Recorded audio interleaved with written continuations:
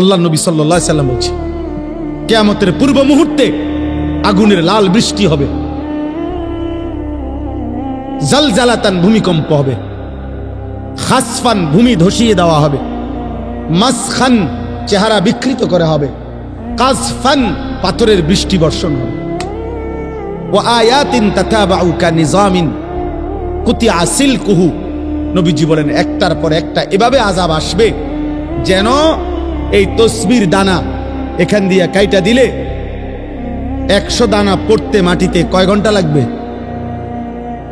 আল্লাহর নবী খোদার কসম এবং উদাহরণ দিয়ে বলছে, কানিজামিন কুতিয়া সিলকুহু, যেমন তসবির দানা মালা যেমন কেটে ফেললে সব ফুল পড়ে যায়, মালা বানাইলে সব দানা পড়ে যায় একটার পর একটা। যদি 10 মিনিট বৃষ্টি হয় তাইলে বৃষ্টির ফোঁটা যে জমিনে পড়ে এক এক ফোঁটার মাঝখানে ব্যবধান কয় মিনিট? বুঝেন নাই কথা? বৃষ্টির ফোঁটা পড়ে যে এক ফোঁটা পড়ার কয় মিনিট পরে আরেক ফোঁটা পড়ে? অনবরত অনবরত অনবরত কিনা না ব্যবধান আছে? ব্যবধান। আল্লাহ নবী বলছে কাওয়ামামাকিল কাতর, তোমাদের উপরে মুসিবত আসবে বৃষ্টির পানির ফোঁটার মতো,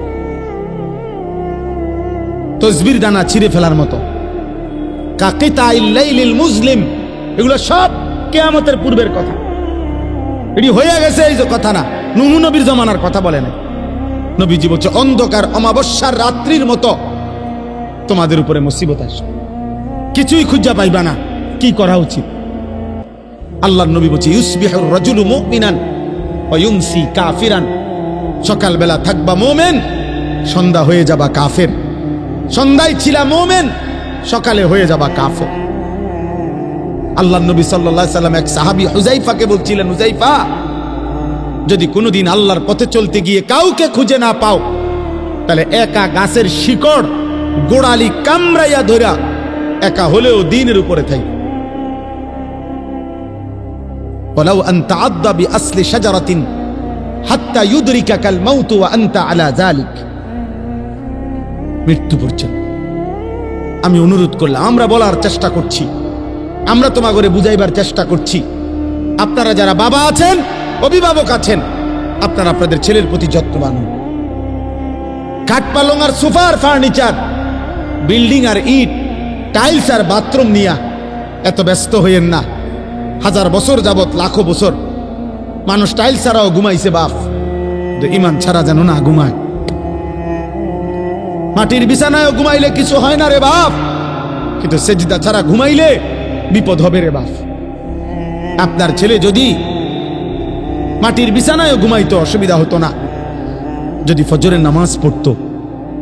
আর লাখ টাকার যদি পালঙ্কেও ঘুমায় অথচ ফজরের নামাজ পড়ে নাই, তো বিপদ হবে আপনারও, আপনার ছেলেরও, মেয়েরও, স্ত্রীরও।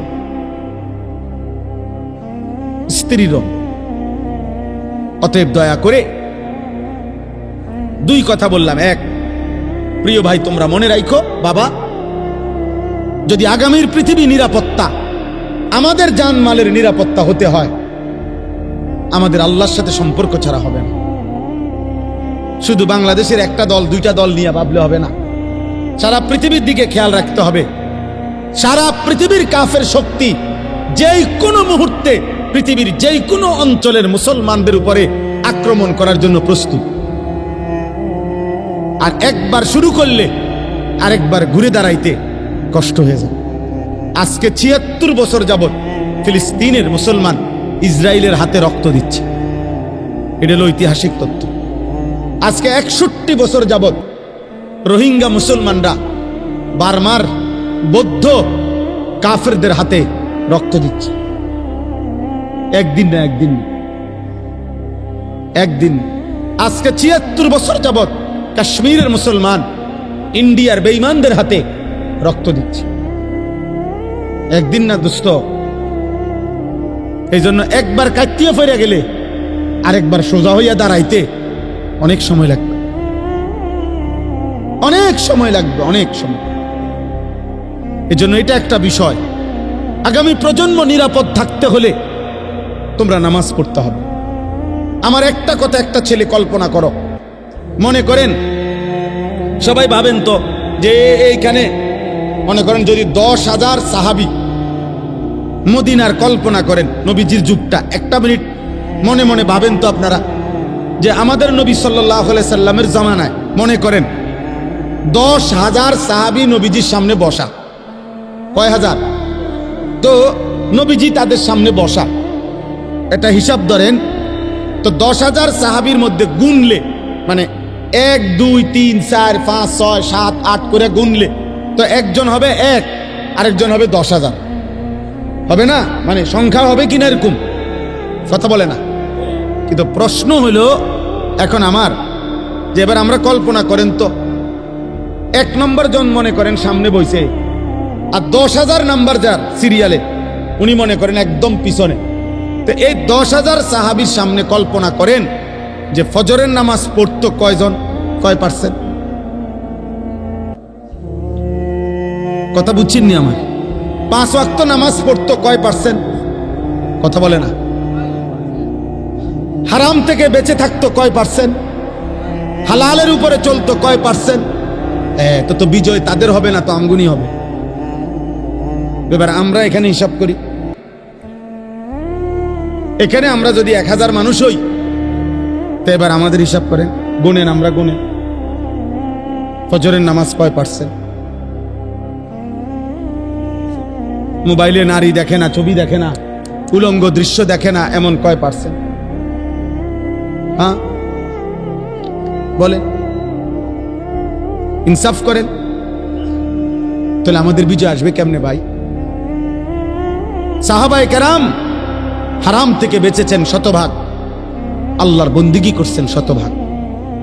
আর আমাদের নেশাগ্রস্ত জুয়ারি জিনাখোর বেবিচারী কি পরিমাণ! আমাদের এক এক ছেলের চেহারা দেখলেই বোঝা যায় মাত্র 18 বছর 20 বছর, কোডি সাফা ভিতরে ঢুকে গেছে।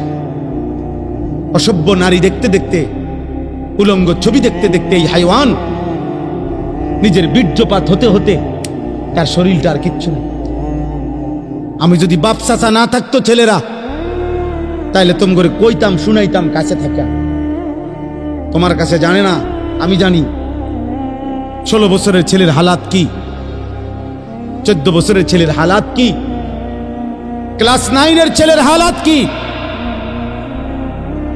অসংখ্য যুবক নওজোয়ান কিশোর মৌলানা সাহেব জিনা করতে করতে ক্লান্ত হয়ে গেছে, বেবিচার করতে করতে ক্লান্ত হয়ে গেছে। এমন ছেলেও 1000 বার চোখের পানি ফেলে আমগো কাছে দোয়া চাইছে, দোয়া চায় যে সারা রাত উলঙ্গ ছবি দেখে, যার নিজের লজ্জাস্থান নিজের হাত দ্বারা শেষ করে দিছে।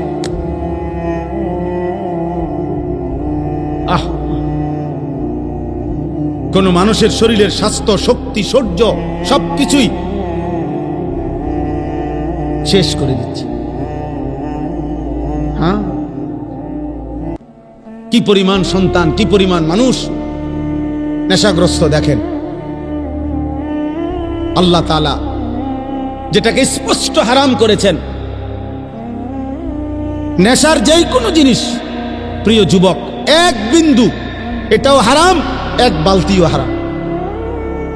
আল্লাহর নবী সাল্লাল্লাহু আলাইহি সাল্লাম একটা কথা শুধু বলি, মারাত্মক ভয়ঙ্কর একটা কথা আছে। নবীজি বলছে, মান শারিবাল খামরা, যে মদ পান করে, নেশা করে, গাঁজা খায়, বাবা খায়, ইয়াবা ট্যাবলেট নেয়, এরকম নেশাগ্রস্ত, খোদার কসম আল্লাহর নবী বলছে তার বড় 2টা ক্ষতি হয়। 1 নাম্বার হলো মান শারিবাল খামরা, যেতে ব্যক্তি নেশা করে, আল্লাহর নবী সাল্লাল্লাহু আলাইহি ওয়াসাল্লাম বলছে তারাকাস সালাহ, সে টোটাল নামাজ ছেড়ে দেয়, তার আর নামাজ পড়ার তৌফিক হয় না। কিন্তু এর পরের কথাটা আরো জঘন্য, এটা বলতেও আমার কলজাটা কাঁপে। নবী সাল্লাল্লাহু আলাইহি ওয়াসাল্লাম বলছে নেশাগ্রস্ত ব্যক্তি অচিরেই ওয়াকা আলা আম্মাতিহি ওয়া খালাতিহি, আপন চাচি, মামি, ফুফি, খালা, চাচাতো বোন, মামাতো বোন, ফুফাতো বোন, খালাতো বোন, এমন নিকট আত্মীয়ের সাথে জিনা এবং ব্যভিচার করতে আগ্রহী হয়।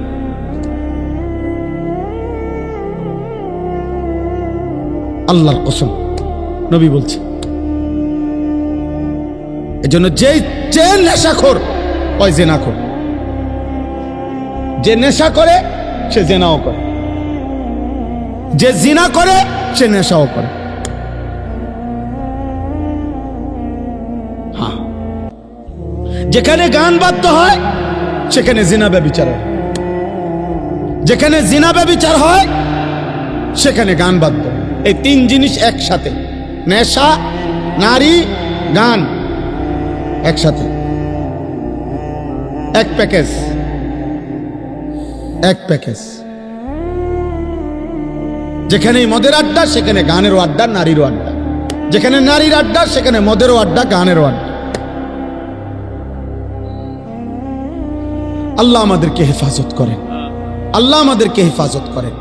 এজন্য প্রিয় ছেলেরা, আমার এই শেষ তর্জমাটা শুনেন, আমার কথা শেষ। আল্লাহ তাআলা বলেন, ওয়ালাকাদ খালাকনাল ইনসানা, আল্লাহ আমাদেরকে আমাদের মৃত্যুর কথা মনে করায় দেওয়ার জন্য, মৃত্যুর কথা আল্লাহ কয়েকটা কথা বলছে। এক নম্বর, আল্লাহ বলে, শোনো, আমি আল্লাহই প্রত্যেকটা মানুষকে সৃষ্টি করেছি। এক, ওয়া না'লামু মা তুওয়াসবিসু বিহি নাফসু, আল্লাহ তাআলা বলে, প্রত্যেকের অন্তরের গভীরে যত গুনাহের কুমন্ত্রণা, গুনাহের আগ্রহ আমি আল্লাহ জানি। লুকাইতে পারবা না আমার আল্লাহ থেকে, লুকানো সম্ভব? কথা বলেন না, উঠাউঠি করেন না। আর 5টা মিনিট শেষ, আমার তর্জমা বললেই শেষ। দোয়া করে যাও ভাই, ছেলেরা কষ্ট করছো, দোয়া করো, দোয়া করে যাও। এরপরে ওয়া নাহনু আকরাবু ইলাইহি মিন হাবিলিল ওয়ারিদ, আল্লাহ বলে, যেই রগগুলোর মাধ্যমে, শিরা উপশিরার মাধ্যমে শরীরের ভিতরে সারা দেহে রক্ত সঞ্চালন হয়, আমি আল্লাহ তোমার ওই রগ রেশা শিরা উপশিরার চাইতেও কাছে। এই 3টা জিনিস প্রথম আল্লাহ বলছে। 1, আমি তোমাকে বানিয়েছি। 2, তোমার অন্তরের গভীরে যা আছে, যা মনে হয় দিলের ভিতরে, আমি তা জানি। 3, আমার আল্লাহ বলেন, তোমার গর্দান সহ সারা দেহের রগ রেশা শিরা উপশিরার চাইতেও আমি কাছে। 4, ইয ইয়াতালাক্কাল মুতালাক্কিয়ানে আনিল ইয়ামিনে ওয়া আনিশ শিমালি কাঈদ, আল্লাহ বলে, তোমার ডানে বামে 24 ঘন্টা আমার 2 জন ফেরেশতা মোতায়েন আছে। তুমি আড়াল করবা কেমনে? লুকাইবা কার কাছে? 5, মা ইয়ালফিজু মিন কাউলিন ইল্লা লাদাইহি রাকিবুন আতীদ, আল্লাহ বলে, তোমার জবান দিয়ে ভালো কিংবা মন্দ যা কিছু উচ্চারণ হয়, জিকির হোক, গালি হোক, ভালো হোক, মন্দ হোক, আল্লাহ তাআলা বলেন, আমার একজন তৎপর চৌকান্না, একজন ফেরেশতা আলাদা তোমার জবানের প্রতিটা উচ্চারণ লিখে রাখছে। আলাদা আরেকটা ফাইল হইতেছে। এই 5টা কথা আল্লাহ বলছে যে, বান্দা, 1 হলো আমি তোমাকে সৃষ্টি করেছি।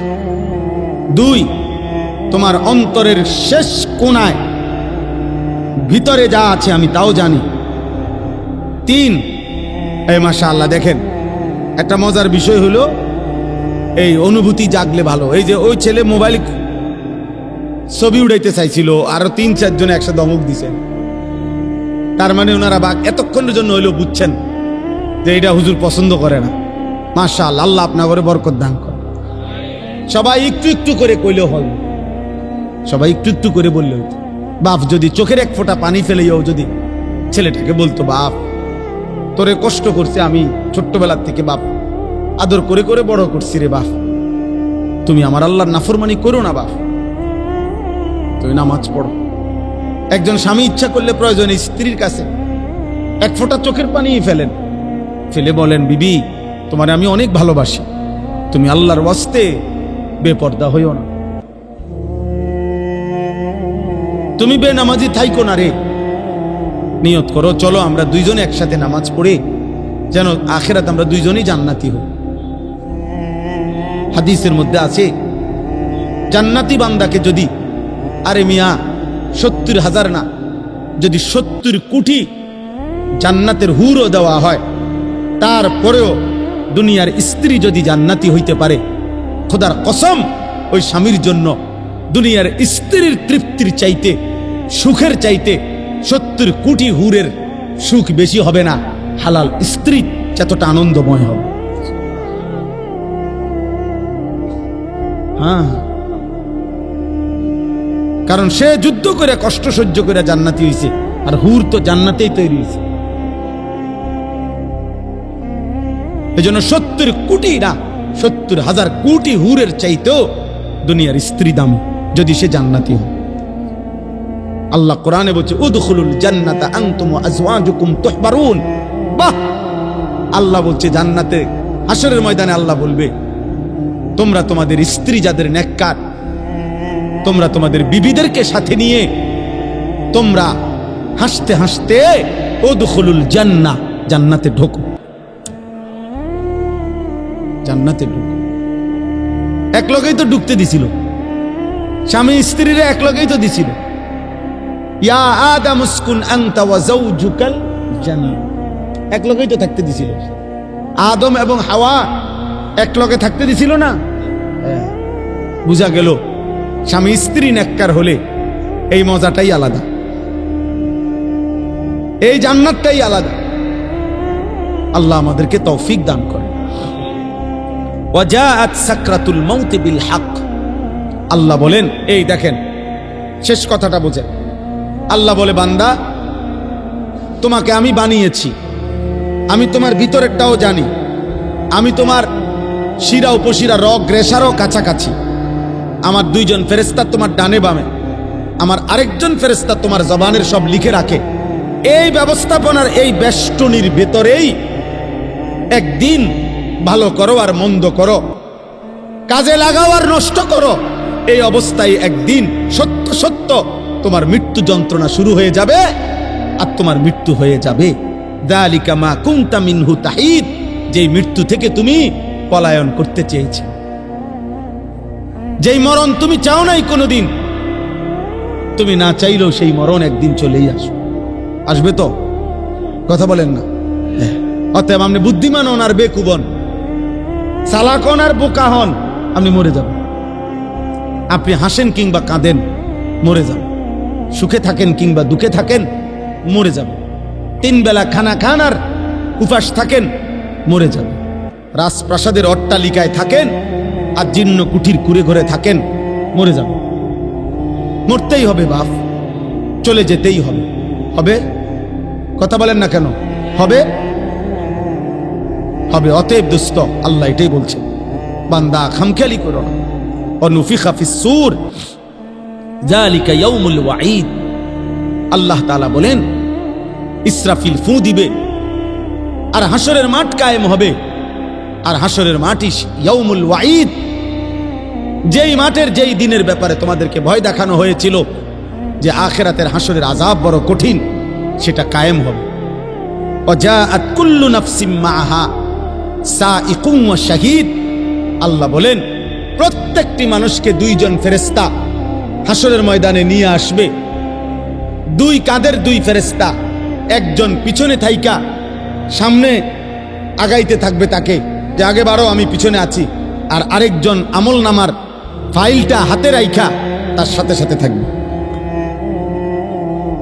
সাইক যিনি, উনি পিছনে থাকবে। শাহিদ যিনি, উনি আমল নামাটা হাতে নিয়ে আল্লাহর সামনে এই ব্যক্তির ব্যাপারে সাক্ষ্য দিন। আপনি বাইকবেন কোথায়? গাড়টা চাইয়া একটা চটকোনা দিব ফেরেশতা দেব, বাচ্চার ভূত কই যাও? হ্যাঁ, বাঘও কই? পিছনেও একজন আছে, সাথেও আমি আছি, কই যাবা? আসো, হাসরের ময়দানে আসো। ইয়াউমা ইদিন ইয়াসদুরুন নাসু আশতাতা লিইউরাউ আমালাহুম। আসো, আমলনামা দেখতে আসো। এখন দেখবা, এখন দেখবা ফিডা কারে কর, এখন দেখবা লাথি কারে কর, এখন দেখবা নারীর মজা, এখন বুঝবা জিনার মজা, এখন বুঝবা নেশার বোতলের মজা, এখন বুঝো। এক এক লাথি দিয়ে দিয়া যখন জাহান্নামে ফেলবে, হ্যাঁ হ্যাঁ আমি মজাক করে বলছি, লাথি দিয়ে দিয়ে জাহান্নামে ফেলবে। জাহান্নামে কোনো জাহান্নামীকে হাঁটাইয়া নেওয়া হবে না, লাথি দিয়ে দিয়ে নেওয়া, ধাক্কা দিতে দিতে নেওয়া হবে। কোনো জাহান্নামী স্বাভাবিক হেঁটে জাহান্নামেও যেতে পারবে না, লাথি দিতে দিতে নেই, ধাক্কা দিতে দিতে। খুজুহু ফাগুল্লু, সুম্মাল জাহিমা সাল্লু। সর্বশেষ আল্লাহ বলেন, লাকাদ কুনতা ফি গাফলাতিন মিন হাদা, বান্দা এই মৃত্যু থেকে তুমি পলায়ন করেছিলে, গাফেল ছিলে, তুমি মনে করছিলে তুমি মরতা না। ফাকাশাফনা আনকা গিতাআকা ফাবাসারুকা আল-ইয়াওমা হাদীদ। মৃত্যুর মাধ্যমে, কথাটা এটা বুঝেন, এটার অর্থটা সংক্ষেপে, মানে কোন ব্যক্তি মৃত্যুবরণ করে মানে হলো তার চোখটা বন্ধ হয়। তো চোখ বন্ধ হলে আমরা মনে করি বেটার চোখ বন্ধ হয়ে গেছে, অতএব সে আর কিছুই দেখবে না, মরে গেছে। আল্লাহ বলে, না বান্দা, চোখ বন্ধ করলে বাহ্যিক দৃষ্টিতে তুমি দেখছো মরা গেছে, এই দুনিয়া আমি, কিন্তু এইবার কবরে নিয়া আমি আল্লাহ এই চোখের এই পর্দা সরায়া দেব। এইবার ফাবাসারুকা আল-ইয়াওমা হাদীদ, এবার তোমার চোখ হয়ে যাবে এতটা পরিষ্কার যে কবরের থেকে তুমি জান্নাত পর্যন্ত দেখবে অথবা জাহান্নাম। এখন তো তুমি বেশি দূর দেখো না, তখন তোমার চোখের পাওয়ার হবে এমন, কবরে বসেই তুমি জাহান্নামের আযাব দেখবে। আর এভাবে যতদিন কিয়ামত না হবে ততদিন তুমি কবরে থাইকেই ছটফট করবা জাহান্নামের ওই আযাব দেখা। আর নেককার জান্নাতের নিয়ামত দেখা খুশিতে হাসতে থাকবে, খুশিতে হাসতে থাকবে। মজার কোনো বিষয়ে মানুষ আগের থেকে কল্পনা তো মজা পায়। বিরিয়ানি খাইব যখন মনে হয়, আমরা ছাত্র জীবনে যেদিন শুনতাম বিরিয়ানি দিব, আলহামদুলিল্লাহ আগের দিন থেকেই একটা মানসিক মনটার মধ্যে একটা প্রস্তুতি দেখতো যে রবিবারে বিরিয়ানি দিব, আগের থেকেই ভালো লাগতো। মাদ্রাসা যেদিন ছুটি দিবে এই দাঁড়ার কামে থাকতো। আমার মনে আছে, যদি মনে করেন বৃহস্পতিবারে ছুটি দিবে, আমরা বুধবার দিন কোনোদিন আমার মনে হয় না আমরা বেডিং বিছাইয়া ঘুমাইছি। বুধবার রাত্রে, বুধবারে বেডিং টেডিং বান দিয়া সব ক্লিয়ার, কোন রকম এমনি মাথাটা লাগাইয়া পড়ে থাকতাম। অথচ ছুটি হইলো আগামীকাল দুপুরের পরে, কিন্তু মজা লাগতেছে যে বাজ্জাম।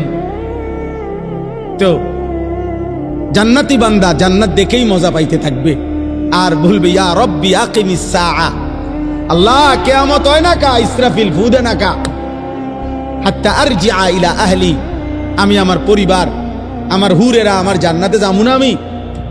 আর নাফরমান বলতে থাকবে হাদিসে, ইয়া রব্বি লা তাকুমিস সাআ, হে আল্লাহ কিয়ামত যেন না হয়, ইসরাফিল যেন ফু না দেয়, আহা এই আযাবে আমি কেমনে থাকব।